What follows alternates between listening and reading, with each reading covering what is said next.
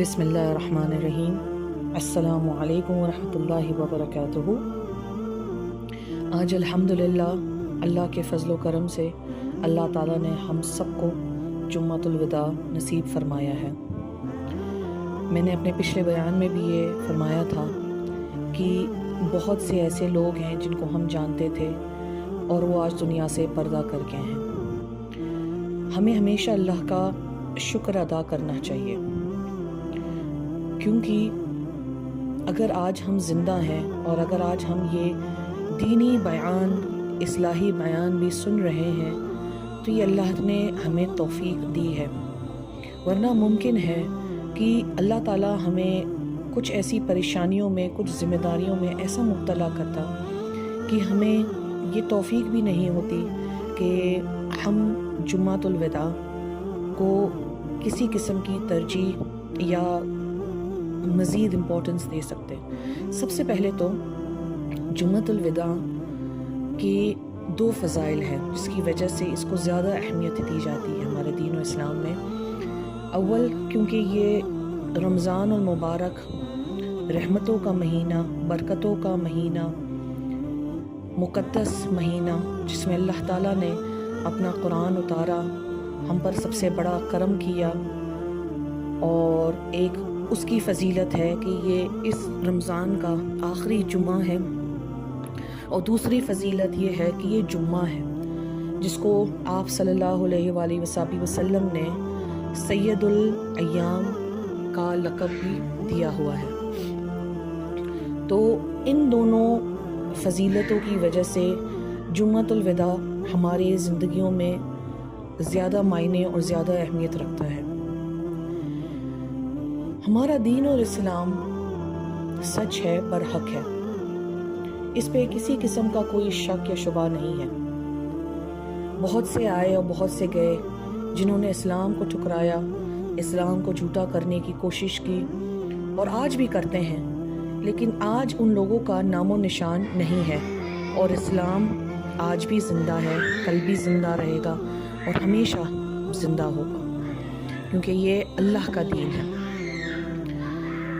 آج میں اس موقع پر ایک مختصر سا بیان کرنا چاہتی ہوں، جس میں آپ صلی اللہ علیہ وآلہ وسلم کی سنت پر عمل کرتے ہوئے صرف یہ بتانا چاہتی ہوں کہ جب نبی کریم صلی اللہ علیہ وآلہ وسلم نے جمعۃ الوداع، انہوں نے تو آخری جمعہ جو شعبان کا تھا، آپ نے جب اس جمعے کو ایک بیان فرمایا تھا تو آپ نے زیادہ ایمفیسس، زیادہ امپورٹنس اخلاق پر کیا تھا۔ آپ نے یہ فرمایا تھا کہ سب سے پہلے تو توبہ کرو اپنے رب سے، اپنے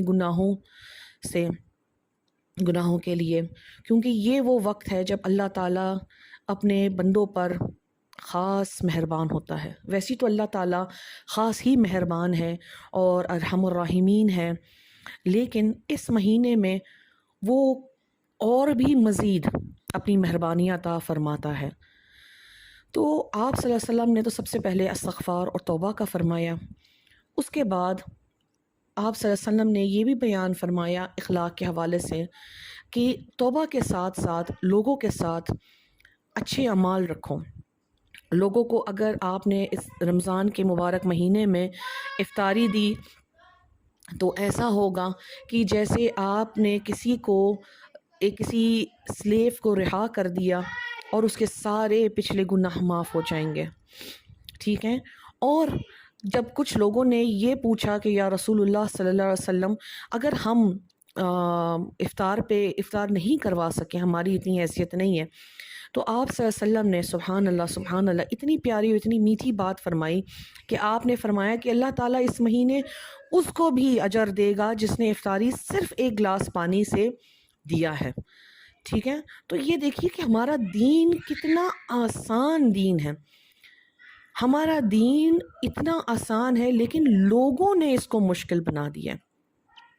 لوگوں نے اس کو ایک سختی کی نظر سے ایک دیکھنے لگے ہیں، جبکہ ہمارے دین میں بہت آسانی ہے، اللہ کی طرف سے بہت آسانی دی گئی ہے۔ لیکن پرابلم یہ ہے کہ ہم نے باقی دنیاوی سبجیکٹس پر زیادہ دھیان دیا ہے، اپنی اولاد کو لگایا ہے اور خود بھی لگے ہیں، لیکن ہم نے اپنے دین کا سبق ہم نے نہیں زیادہ اس پہ غور اور تفکر کیا ہے۔ ہمارا دین جو ہے اخلاق کے بارے میں بہت زیادہ ایمفسائز کرتا ہے۔ کل میں نے ایک واقعہ سنا جہاں پہ میں اس بات کو یہاں پہ ڈالنا چاہتی ہوں کیونکہ اس موضوع سے جڑا ہوا ہے اخلاق کے حوالے سے۔ تو میں اکثر ایک بات پہ بہت ناخوش بھی ہوتی ہوں اور بہت زیادہ مجھے اس بات سے ناپسندیدگی ہوتی ہے کہ جب لوگ تکبر سے چلتے ہیں، کیونکہ تکبر کس چیز کا، گھمنڈ کس چیز کا؟ ٹھیک ہے، اب آپ یہ دیکھیے کہ میں نے وہ جو واقعہ سنا، تو میں نے واقعہ سنا کہ نبی کریم صلی اللہ علیہ وسلم کے بارے میں ایک بدو عورت نے جب تعریف کی تھی، تو اس نے جو کچھ بھی آپ صلی اللہ علیہ وسلم کے حوالے سے بیان فرمایا، اس نے یہ فرمایا کہ آپ صلی اللہ علیہ وسلم تھوڑے سے اپنے کاندھے مبارک جو تھے، شولڈرز، بلیسڈ شولڈرز، وہ جھکا کے چلتے تھے۔ سبحان اللہ، جن کے لیے کل کائنات بنی، جن کے صدقے اور طفیل سے آج ہم یہاں پر بیٹھے ہوئے کھا پی رہے ہیں اور اپنے آپ کو مسلمان کہہ رہے ہیں، جس اکڑ سے ہم زمین پر چلتے ہیں کہ ہماری نظر زمین کی طرف تو رہتی نہیں، آسمان پر ہی ٹکی رہتی ہے، جن کی وجہ سے یہ سب کچھ ہمیں ملا ہے، وہ خود کتنے عاجز تھے، وہ خود کتنی عاجزی سے چلتے تھے۔ تو ہمارے دین نے اخلاق کا سبق دیا ہے کہ انسان کو کیسے بیہیویئر، کیسے اس نے اپنے آپ کو، how he or she should be conducting their behavior۔ یہاں پہ بیان کرتی چلوں کہ آپ صلی اللہ علیہ وسلم نے یہ بھی فرمایا ہے کہ جو شخص دوسروں کے گناہوں پہ پردہ کرے گا، اللہ تعالیٰ اپنا غصہ اور اپنی ناراضگی اس پہ ختم کر دے گا قیامت کے روز۔ جس شخص نے کسی یتیم لاوارث کو سایہ دیا، کچھ اس کے لیے نیکی کری، تو اللہ تعالیٰ اس کو عزت قیامت کے روز بخشے گا۔ جس شخص نے ایک دوسرے لوگوں کے ساتھ ایک تحمل کا معاملہ، ایک نرمی کا معاملہ رکھا، اللہ تعالیٰ اپنی رحمت اور اپنا ہی محبت اور اپنی مرسی ان لوگوں کو دکھائے گا۔ اور لیکن جو شخص اپنے رشتہ داروں سے قطع تعلقی رکھ لے گا، تو اللہ تعالیٰ جو ہے اپنی رحمت اس سے ختم کر دے گا۔ تو ایسی کئی باتیں آپ صلی اللہ علیہ وسلم نے اپنے بیان میں فرمائی ہے۔ میں صرف آپ لوگوں سے یہی عرض کرنا چاہتی ہوں کہ ہمارا دین اخلاق کے اوپر بہت ایمفسائز کرتا ہے، اور افسوس ہے کہ آج ہم سب میں سب سے زیادہ کمی جو ہے وہ اچھے اخلاق کی ہے۔ آج جو دنیا میں جرائم ہو رہے ہیں، جو دنیا میں حادثات ہو رہے ہیں، وہ اس وجہ سے کہ انسان اپنی انسانیت بھول گیا ہے، بربریت ہو گئی ہے اس کے اندر۔ اس کو صرف اور صرف اپنا مفاد سمجھ آتی ہے کہ مجھے اس شخص سے، اس جگہ سے، اس انسان سے، اس رشتے سے کیا فائدہ ہوگا۔ والدین بھی اپنی اولاد سے یہی سوچ کر چلتے ہیں کہ بیٹا جو ہے کل ہمیں بڑھاپے میں سہارا دے گا۔ بیٹیوں کا کوئی فائدہ نہیں ہے، بیٹیوں کو گھر کے کام کے لیے رکھا گیا ہے۔ تو ہر انسان، ہر رشتہ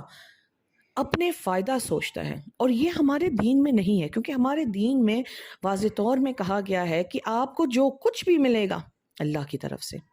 آپ کو عزت اللہ دے گا، آپ کو اگر ذلت ہوگی وہ بھی اللہ کی مرضی کے بغیر نہیں ہوگی، اس میں بھی اللہ کی مرضی شامل ہے، اللہ کی طرف سے نہیں ہے، لیکن اللہ کی مرضی ہر چیز میں شامل ہے، کیونکہ اللہ کی طرف سے صرف خیر آتی ہے۔ ٹھیک ہے، دوسری بات یہ ہے کہ ہم لوگ اپنے رزق کے لیے سوچتے ہیں کہ ہماری اولاد کل بڑے ہو کر ہمیں پالے گی۔ کیا ہم بھول گئے ہیں کہ اللہ تعالیٰ سب کو پالنے والا ہے؟